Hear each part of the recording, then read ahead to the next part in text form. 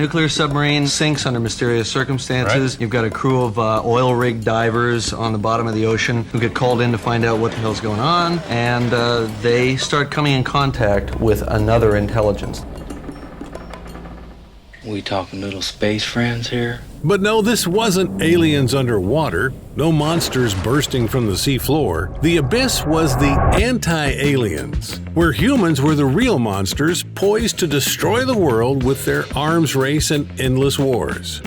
Even the aliens would be the opposite of xenomorphs, no gaping maws ready to devour, instead, eyes filled with horror as we tore each other apart. But enough philosophy. Cameron spun a complex plot around this concept. Storm's military, tough guys, psychotic breakdowns, alien contact, the threat of global annihilation, and a couple on the brink of divorce. Fox was all in. The easiest way to describe The Abyss would be to say that this is an outer space adventure that takes place not in outer space, but at the bottom of the ocean. The big question was how to film it. Any open water filming invited Murphy's Law. What could go wrong would go worse underwater. There's no such thing as an easy shot underwater.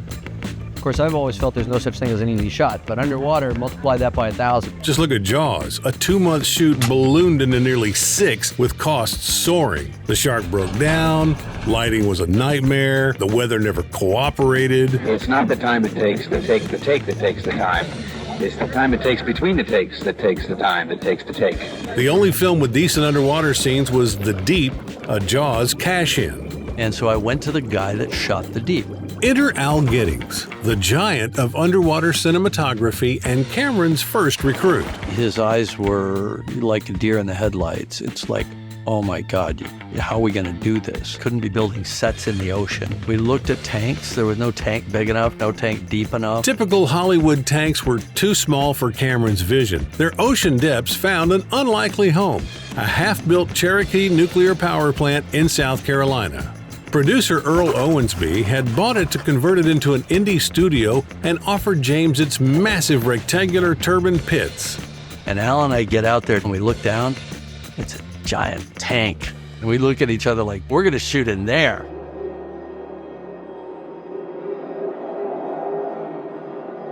It looked like it would work, and we called in engineers and said, can we turn this into a tank? Because it wasn't really a tank. It wasn't presented to us as a tank. All we knew that it was a big hole in the ground. These pits, soon filled with 7.5 million gallons of water, would become Deep Core, the largest underwater set in movie history. It became their home for 2.5 grueling months. They also built tanks for miniatures and ventured to the world's largest underground lake, the Bonne Terre Mine in Missouri. In a few months, Cameron turned a childhood fantasy into a tangible project. Next up, casting the main characters. I told all the actors, when we cast the picture, look, you got to expect losses. The problem, of course, was that no one takes you quite seriously until they're in the midst of it, and they realize what they've embarked on. At the heart of The Abyss is a couple on the brink of breaking up, Bud and Lindsay. Cameron weaved a sincere and deep love story into this sci-fi epic, maybe drawing inspiration from his own life. He and Gail Hurd had lost their spark. The Abyss would reunite Bud and Lindsay, spoiler alert. But for Gail and James, it marked the final act of their marriage. So I think our career followed, meeting, falling in love, and then we made The Abyss when we were divorcing. But let's get back to the actors. You could be more specific. Fox wanted an A-list star for Deep Core's captain, suggesting Harrison Ford, Kurt Russell, and Mel Gibson. But Cameron chose Ed Harris. Terribly sorry. What happened? He was the real deal, looking every bit the rugged oil worker with piercing blue eyes. All right, let's get ready to move. Mary Elizabeth Mastrantonio, who had charmed audiences in Scarface and The Color of Money, was cast as his wife. I'm glad you're here. I'm not. Before filming, Cameron gave Mary and Ed a special gift. Sci-Fi author Orson Scott wrote 3 chapters detailing their characters' lives before the movie's events, helping them understand their relationship better. You want to know what I think? Not particularly. Most other roles went to relatively unknown faces, but Cameron saved one part for an old friend, Michael Bain. His crazed look became one of the Abyss's hallmarks. What did you do to, keep your sanity during the shooting? I'm not sure if I had my sanity. Does this strike anyone as particularly psychotic, or is it just me? Before filming, all actors went through diving courses and got their licenses. And everything went fine. Ed turned out to be a gifted diver. Mary, not so much. But she did it. She was a total pro. The other actors, I remember, really enjoyed the helmet training. I never really thought of that as work. To me, it was an experience like a lot of people won't ever have. Within a week or so, it was like they were like every other commercial diver I've ever been around, It was sort of like the glee that young soldiers have before they go to war. They got all their equipment, they're special. And we knew we were special. Excited at first, they admired the director, but within months, they were cursing him, realizing they were in for a tough ride. We're going to be here a long time, because this is not going to be on schedule, I guarantee you that. Let's go step by step. Locations chosen, actors cast. Now for the tricky part. Before filming could start, there were inventions to make, patents to file, and challenges to tackle that seemed like science fiction themselves. There was always, you won't believe what's going to show up today. First up, talking underwater. I seem to be having a problem here. Divers need their breathing apparatus, making clear dialogue tricky. Post-production dubbing is for wimps, so designer Ron Cobb, who had designed spaceships for aliens, created a helmet prototype supplying air from the side. Western Space and Marine took this design and made it work. By the start of filming, each actor and James had a helmet with an oxygen supply, microphone, and speaker. So yes, the actors really talked underwater. Test, 1, 2, 3, 4. First recorded dialogue underwater on film for a theatrical motion picture in the history of the world. The only tweak was adding bubbling sounds to replace technical noises. Jim's talking and you got the... Anyone in a helmet makes that sound. If they stop making that sound, we worry. Next, lighting. Sunlight doesn't reach deep underwater, and any external light would ruin the illusion. And the very stillness created an almost mirror surface. So we literally saw ourselves reflected in a giant 200-foot diameter mirror. They covered the massive pool with a tent and filled it with millions of tiny black plastic beads to block the light. We used beads instead of something laying in the water because of the safety factor. We had to be able to surface at any moment if we had a problem, especially diving with actors. A severe storm later destroyed the tent, forcing night shoots, and those pesky beads turned into the crew's nightmare, finding their way into everything. That all of us, I'm sure, have somewhere tucked deep in the folds of our bodies still to this day. Cameron used the lamps on the underwater base, submersibles, and divers' helmets for light. You had technologies where you had to bring motion picture lights down into the water and not kill anyone with electric bolts. It was a lot of power down there. All my life I was told, don't stand in a puddle of water and turn a light on because you get electrocuted. They were able to take these huge lights underwater and light completely underwater. The Abyss, we had the first underwater HMI lights. Pete Romano and Rich Mula developed these beautiful HMI lights. I don't think Jim could have lit that set without those. This marvel not only passed Cameron's test, but soon lit up other film sets, National Geographic documentaries, and NASA training pools. It's like a dance of light. With underwater speech and lighting sorted out, the next challenge was filming it all. On land, smooth shots come from cranes or tracks, but underwater, it's trickier. Cameron's brother Mike, a mechanical engineer, designed the Sea Wasp, a device propelling a user underwater. It could hit 3 knots, easily move up and down, pull 2 people, and let the cameraman focus on the shot. The brothers patented the device, and James rewarded Mike with a cameo as a drowned submariner with a crab crawling out of his mouth. Ew. Oh, jeez. Filming The Abyss was set to start in August of 1988, but the sets under construction since April lagged behind. Deep core was being finished while the tank filled with water, a process that took over a week. Here we go. This is a historic moment.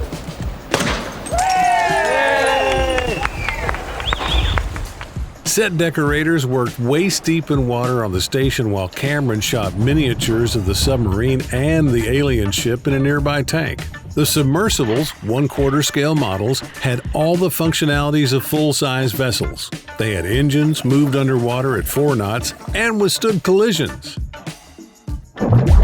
Steve Johnson's team, known for Ghostbusters, created the alien puppets. Cameron wanted glowing aliens, so each puppet had hundreds of fiber optic bundles all gathered into a main cable on the figure's back, lit by a powerful projector with moving colored filters. Up to 40 puppeteers operated these intricate creations. But when you have to actually make it function underwater, it's a whole other story. I mean, water basically just adds a level of difficulty to any human endeavor, no matter what it is.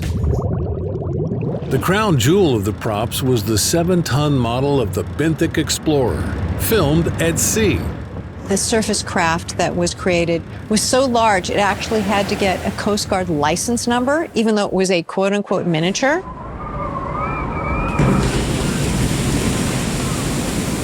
By late August, filming finally began. Grueling 16-hour days were spent almost entirely underwater. Now, the dive shooting is really exhausting. It's got to be the biggest sort of physical and mental challenge I've ever had, because I've got to do all my normal stuff, and then I've got to do it underwater, in a medium 800 times denser than air. Oxygen tanks were refilled on site, and actors sometimes spent up to 5 hours underwater without a break. Well, I'm sure somebody else talked about this. It was something called Diver's Delight. When you're down there for 3 or 4 hours, there's certain hygiene considerations that come up. Diver's Delight, of course, that's pissing in your wetsuit. It well went down your leg and came up on your body, and it just felt really warm. And it was a nice feeling.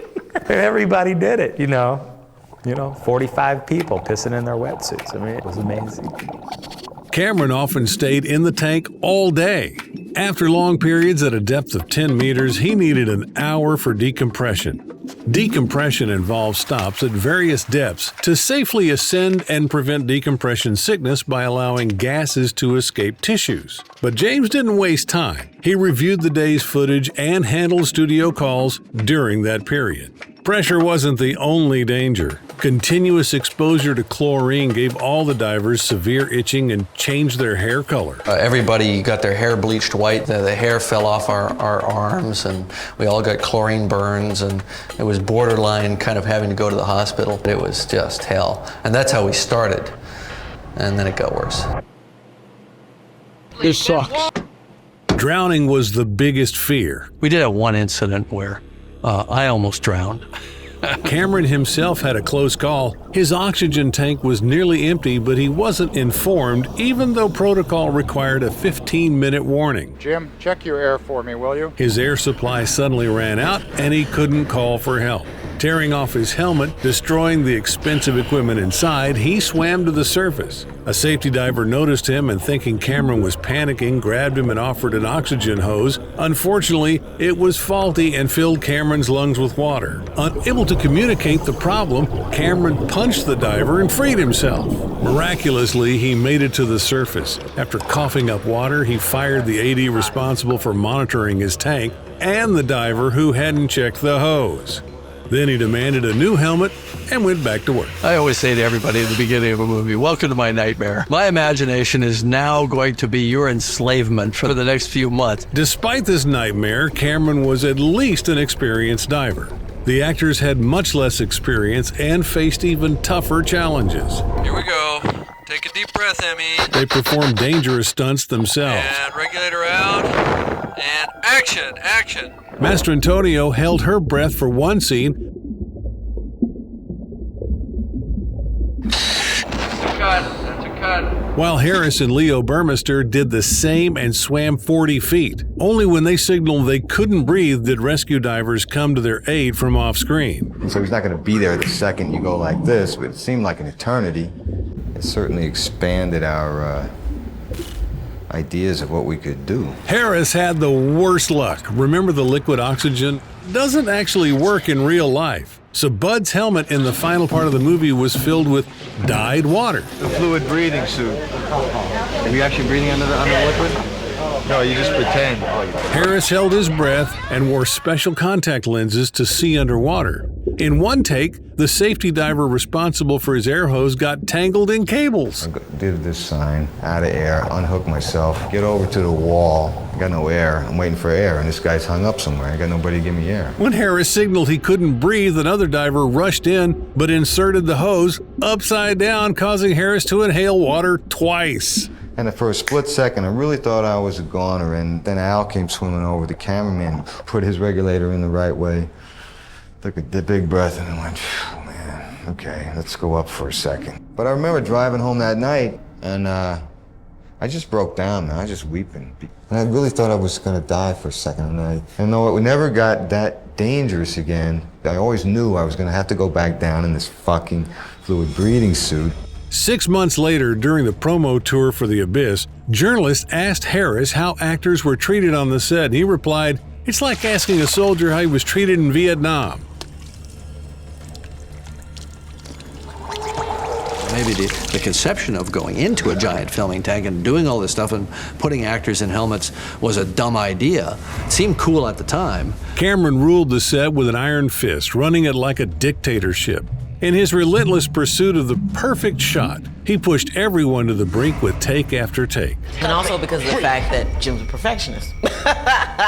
He wants it over and over and over. Grueling scenes dragged on until James was satisfied with every minuscule detail. I can sort of make the cognitive leap to what the end picture will look like. You know, it always is a glorious picture. It's the steps to get there, you know, that sometimes are pretty grueling. The crew's morale hit rock bottom, and they scribbled abuse over Abyss on their script covers. The boiling point arrived during Lindsay's resuscitation scene. All the key actors nailed an incredible performance from the first take, but Harris's hand obscured Mastrantonio's face. Cameron, ever the perfectionist, ordered a reshoot. Another torturous take followed, where the character's raw nerves contrasted sharply with Lindsay's lifeless body. Then disaster struck. The camera operator ran out of film at the worst possible moment. She just said, hey man, we are not animals. She runs off the set. It's like, who could blame her? Jim was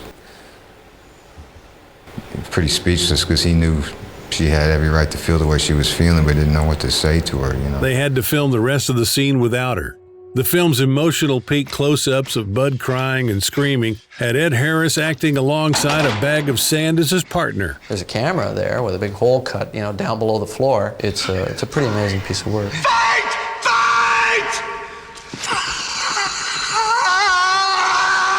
Incidentally, not long after filming The Abyss, she drastically changed her approach to selecting roles. She abandoned big studio projects, opting only for passion projects every few years. Maybe it's a coincidence, just like the fact that none of The Abyss's actors ever worked with Cameron again. Look, hon, we don't work for you. We don't take orders from you.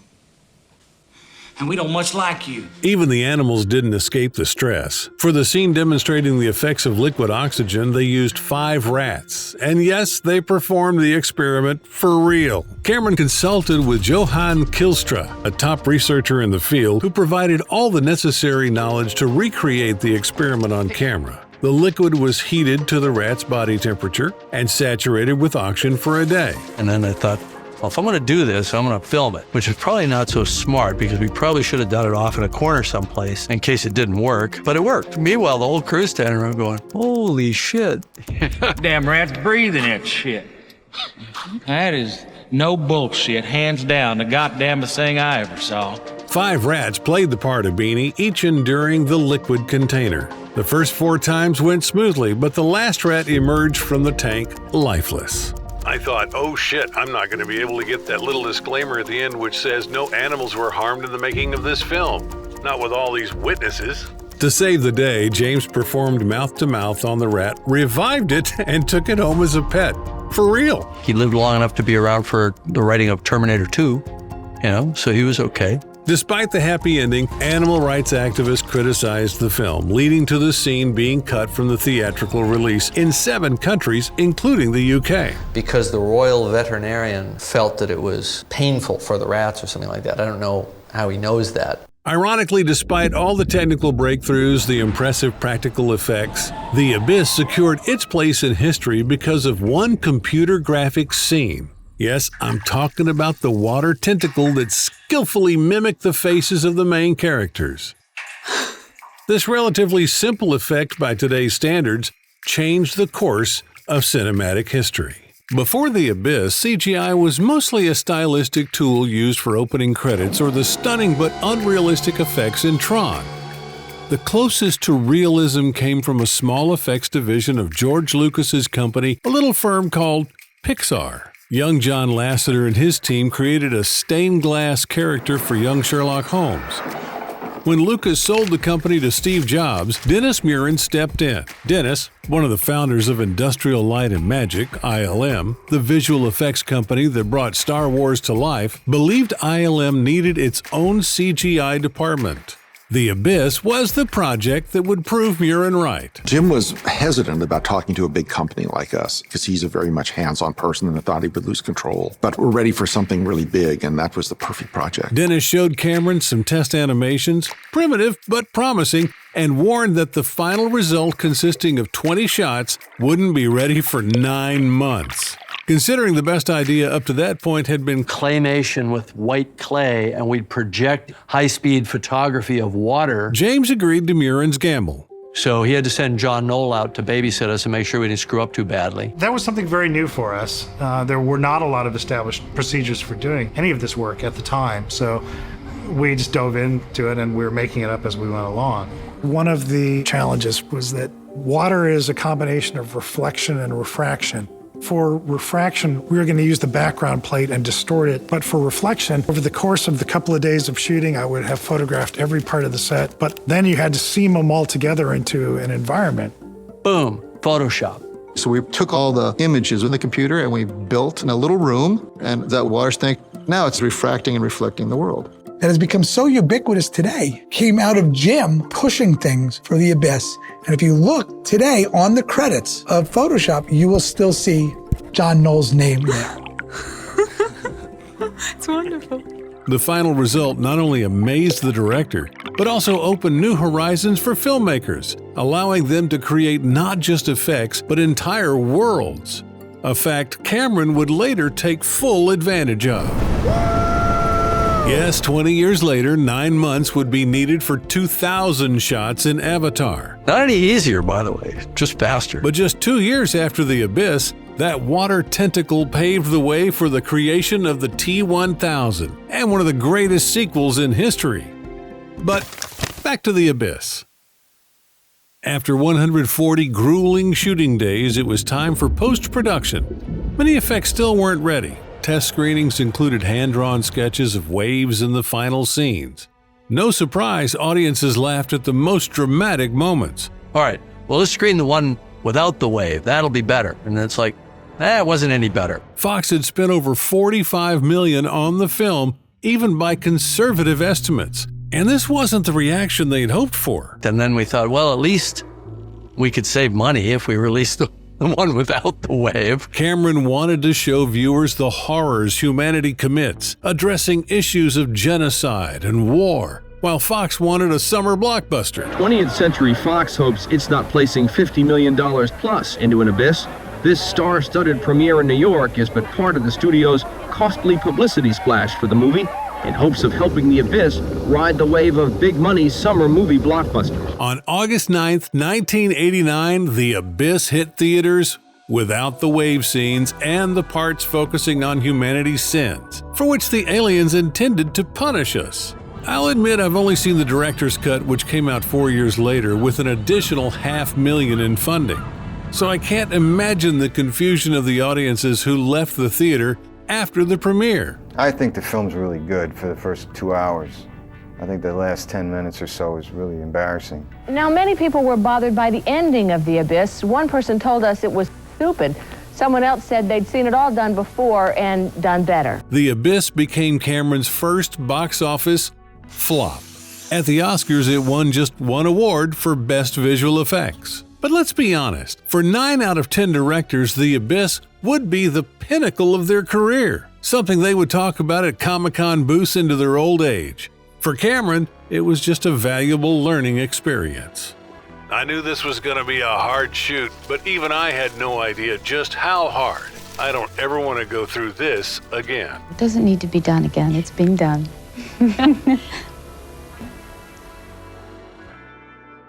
Hey, we did our best to create a fun and informative video for you. If you think we succeeded, please hit that like button, subscribe, and ring that notification bell. It helps us out a lot.